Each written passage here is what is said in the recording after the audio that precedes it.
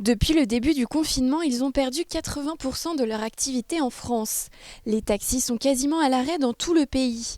Basé à Sciez, sur les bords du lac Léman, Joël Chapuis a pour activité principale le transport de malades assis. Les transports maintenus sont limités pour les soins en chimiothérapie, immunothérapie, radiothérapie et les dialyses. Donc effectivement, hein, l'activité est ultra réduite.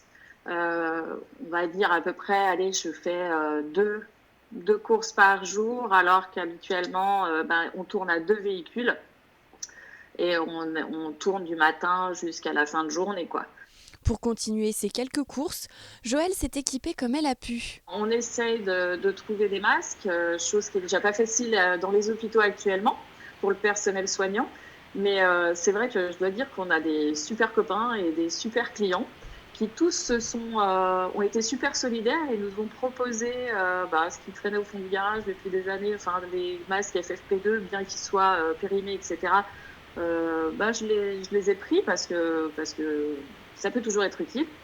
Les infirmières de Sciez aussi m'ont donné quelques masques parce qu'elles y avaient droit. Et puis plein d'autres petits détails après pour mettre dans le véhicule les protège-sièges, le garage de Sciez, le garage des Meules m'a filé les protège-sièges. Après on a fait un système de bâche pour s'isoler entre le client qui est à l'arrière et moi qui suis à l'avant. Donc on est confinés chacun de notre côté en fait dans le véhicule. Des mesures sommaires qui rassurent ses clients habituels. Lionel est suivi en oncologie à Lyon.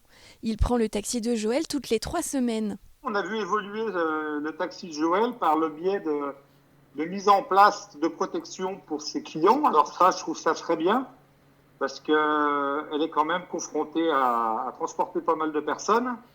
Et je trouve que c'est une très bonne idée ce qu'elle a fait à l'intérieur de son taxi pour se protéger, elle et entre autres les personnes qu'elle transporte. Au total, une dizaine de clients bénéficient des services du taxi Savoyard pour poursuivre leurs soins nécessaires, voire vitaux. Le gouvernement a annoncé le versement d'une aide de 1 500 € pour les chauffeurs de taxi, dont le chiffre d'affaires de mars 2020 serait inférieur d'au moins 50% à celui de mars 2019.